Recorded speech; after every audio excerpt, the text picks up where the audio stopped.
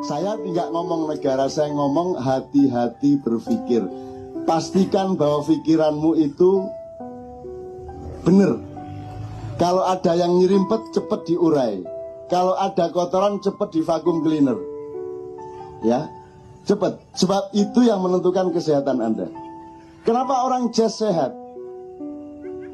Karena dia tidak terikat oleh kekakuan-kekakuan. Ingat ya Ben, waktu itu pertanyaan Quran itu urut-urutannya bagaimana? Quran kok ditanya mana tepi, mana tengah, mana kanan, mana kiri. Wong itu jazz kok. Lu ambil mana aja bisa ya toh. Lu ambil mana aja bisa. Itulah kehidupan, itulah kemerdekaan. Jangan mau ditipu siapapun yang menghadirkan Tuhan kepadamu, yang menghalang-halangi hubunganmu dengan Allah. Jangan percaya kepada Ainun Najib, jangan percaya kepada Ustadz Kiai siapapun. Itu hak pribadimu untuk menemukan Tuhanmu dengan gayamu, dengan caramu.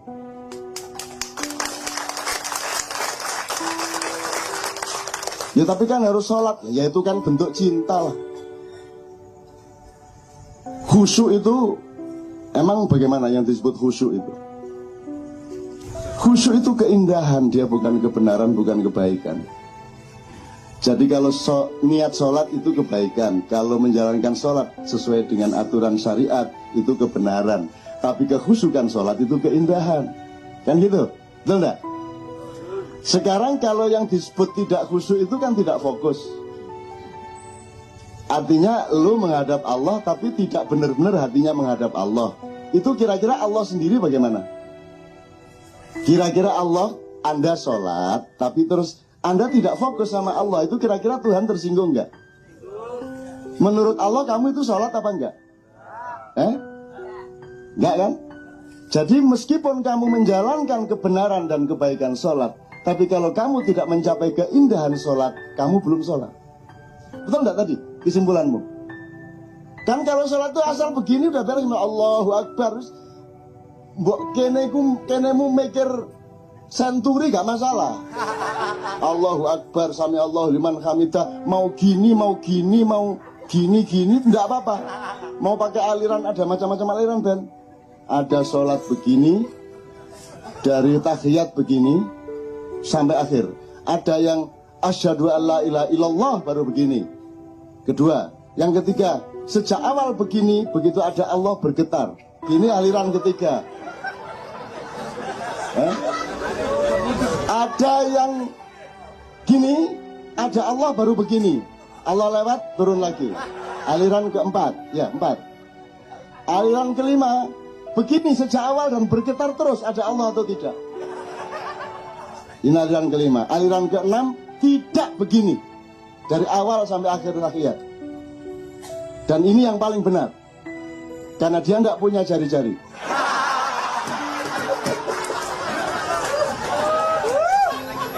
Ya kalau manggil loh mas, gak nge driji lah manggil anak orang berdebat. Kan aku berdebat soal doting, aku gak duwe. Gak nancuk ya arah-arah yang gitu.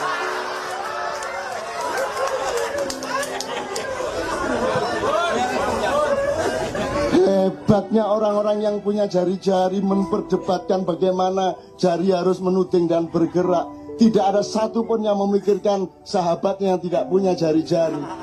Jadi aku berpihak kepada yang tidak nuding karena tidak punya jari-jari. Karena dia yang madlum, kan begitu kan. Nah, jadi terserah kamu mau pakai aliran yang mana. Wong itu bukan agama, itu mazhab kok. Ada yang Allahu Akbar, ini ya no mas, kadek ini. Sakarepmu, itu sub mazhab kok. Terserah yang mana, asal kamu tahu nasnya, kamu tahu rujukannya, kamu tahu asal usul filsafat hukumnya dan data-data dari perintahnya, kan begitu. Terserah. Tapi pokoknya asal kamu lakukan dari takbiratul ihram sampai tahiyat sampai salam, itu berarti kamu sudah benar. Dan karena kamu niat baik sholatnya, maka kamu sudah menjalankan kebaikan. Tapi kalau kamu belum khusyuk, kamu belum mencapai keindahan, ternyata sholatmu belum sholat menurut logika tadi. Itu kan sama dengan saya salaman sama Iwan, tapi saya tidak melihat wajah Iwan. Itu kan dia tersinggung, betul nggak? Betul nggak? Tersinggung. Saya menyambut setiap orang yang salaman dengan saya dengan penuh perhatian dan kasih sayang. Karena saya fokus ke dia, karena dia fokus ke saya. Kalau dia salaman ke saya sambil noleh-noleh ini, nah pas hatiku gak enak ya langsung tak tutup dies ngono. Nggak semua salaman gak nyawang aku taek ngono kan gitu. Jadi ternyata Ben, selama ini dalam peradaban dan kebudayaan dan manajemen Islam, keindahan itu masih dijadikan aksesori. Dia masih dijadikan dimensi sekunder, betul kan? Disangka keindahan tidak penting kan? Padahal ternyata keindahan merupakan syarat tercapainya kebenaran dan kebaikan. Menurut ini tadi, kalau Anda tidak mencapai keindahan sholat, maka kebenaran sholatmu bisa batal. Karena yang namanya khusyuk itu benar-benar ekspresi khusyuknya bisa beda-beda. Sekarang gini, kalau di Indonesia ada orang ngaji kan tidak boleh tepuk tangan. Paling bol Allah gitu dok. Coba kamu buka YouTube itu, kamu cari ngaji di Iran, di Mesir, di mana-mana itu, nganggo yel barang.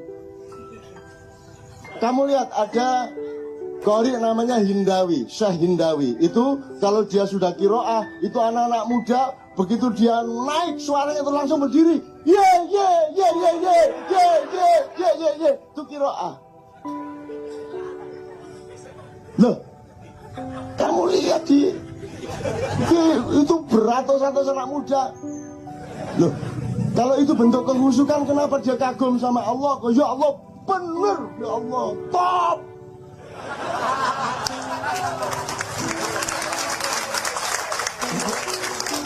Yang tua-tua sopan.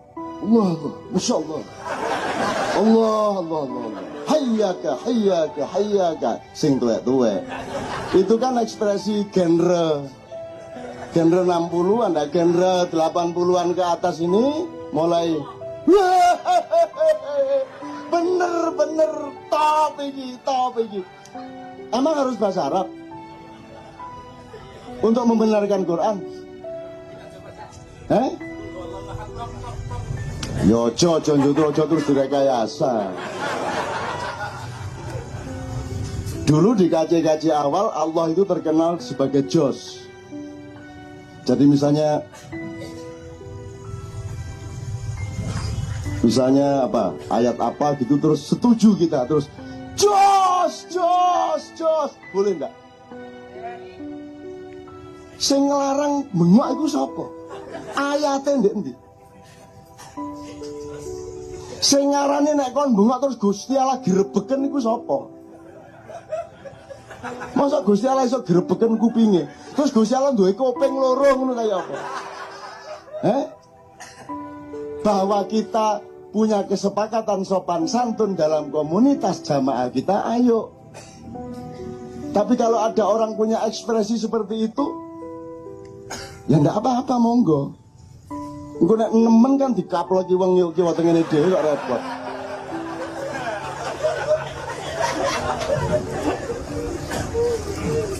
Saya dibesarkan oleh ibu saya yang sangat begitu ya. Ibu saya, jadi di desa saya itu belum pernah ada bupati bikin acara atau ustadz bikin pengajian di desa saya. Karena kapok sama ibu saya. Karena ibu saya itu begitu mendengarkan bupati ngomong ini, ono ustadz pengajian ini, ibuku langsung maju, Pak, sampean pun ngawur loh ngomong. Mboten ngoten, menungso niku mboten ngoten iku. Mboten mesti. Ibu saya itu langsung begitu. Jare sapa sampean ngomong niku? Ya kadang ngoten kadang boten. Lah ngeluh ta bupatine. Gitu loh. Itu yang langsung, yang lain biasanya nggak sampai langsung tapi yang ngomong dewe. Jare sapa? Para jamaah Jumat yang dimuliakan oleh Allah, dimuliakan mbahmu. Dapurane koyo ngono dimuliakan. Opone dimuliakan? Sapi didol, sapi ini moro tuane digadekno, dimuliakan gatel ya apa ini. Gitu. Di tempat saya begitulah, saya dibesarkan oleh hal seperti itu. Sangat kurang ajar kalau disebut pakai regulasi budaya tertentu. Tapi kan kita terikat, sebenarnya kita universalkan dulu sebentar. Ini ekspresi manusia. Kemudian ekspresi itu bermacam-macam, terjadi benturan, kemudian terjadi perjanjian. Maka muncullah norma kebudayaan. Nah sekarang Anda meneruskan norma itu tanpa ikut memproses perjanjian. Kalau suatu hari kita mengalami kemerdekaan untuk menciptakan ekspresi baru, monggo. Nanti silakan benturan, saya tuh bikin perjanjian yang baru lagi. Ini bukan ajaran saya, Pak. Ini menunjukkan kepada Anda harus menghitung ulang kebenaran-kebenaran yang Anda kenal. Kadang-kadang yang Anda kenali sebagai agama itu tafsir agama. Norma yang ditafsirkan bukan agama. Agamanya itu ketela. Yang Anda kenal itu adalah getuk. Getuk bukan tela. Yang Anda kenal itu mebel, meja, kursi, bukan pohon. Kamu harus temukan pohonnya supaya kamu bisa paham bahwa pohon itu bisa menjadi kursi, bisa menjadi meja. Enggak, sekarang ustadz-ustadz datang memperkenalkan getuk sebagai ketela, memperkenalkan kursi sebagai pohon.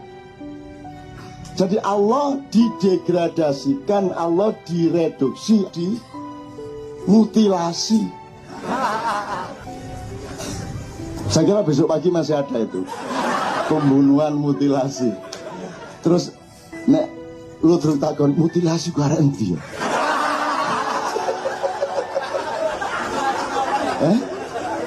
Kok dipateni iki ono apa mutilasi?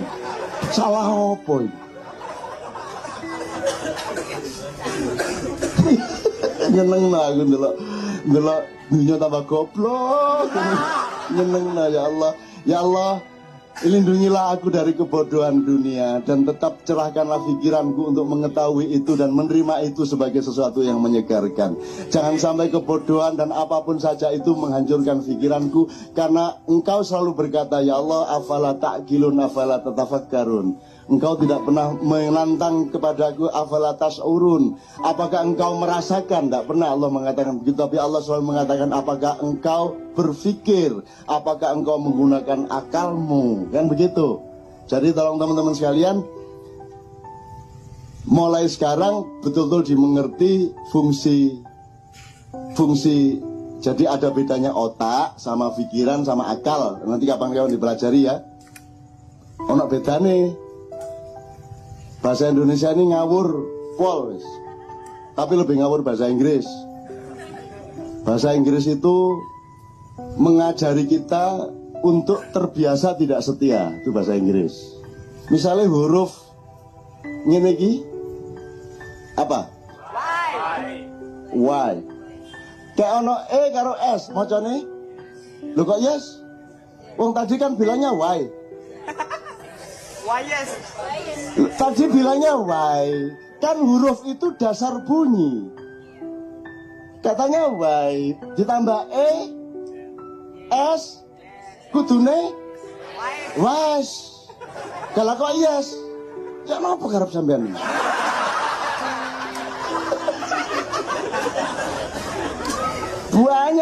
Banyak dalam bahasa Inggris gitu itu.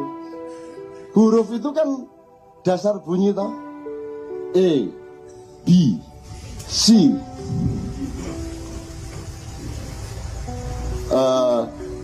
C itu ngene ya, C ya. Kayak ono A macane apa?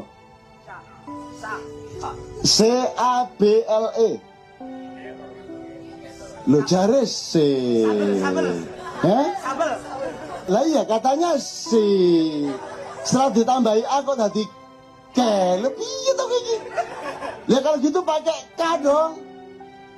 Iya karepe. Jadi bahasa ini dipilih untuk menjadi bahasa internasional dalam rangka membiasakan umat manusia di dunia untuk tidak setia. Kalau engkau sudah terbiasa tidak setia, maka korupsi masalah biasa. Betul enggak? Menindas masalah biasa. Karena sudah tidak setia, temukan lagi, coba saya menemukan lagi. Oke toh? Dalam bahasa Inggris, temukan lagi. A, B, C, D, E, F, G. Terus mari ngono ono W. Lu karepmu itu piye W ini? Kalau ngomong huruf belum ada kata, betul enggak? Loh, piye toh? Kalau huruf itu belum kata, huruf dikumpulin baru kata. Lah kok iki ana huruf W. Iki ana double iki apa double iki? Wong niki belum jalan ngetos napa-napa kok enten W niki karepe ya napa? Iki double ta double.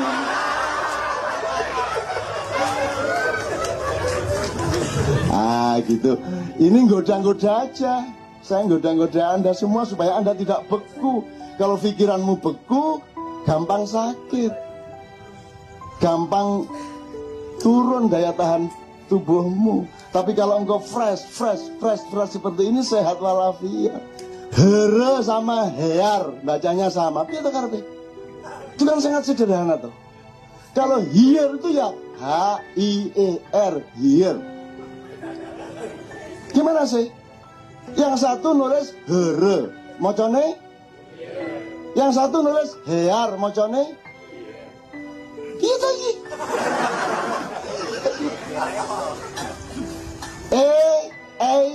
Mocone? Loh, nek ayo A karo I. Makanya kesetiaan tidak laku. Konsistensi kepemerintahan tidak laku, good government tidak ada. Karena terbiasa tiap hari tidak setia kepada kata. Kalau bahasa Indonesia ini penuh subversi seperti itu. Sekarang ada dua kata dari bahasa Arab, siasah sama akal.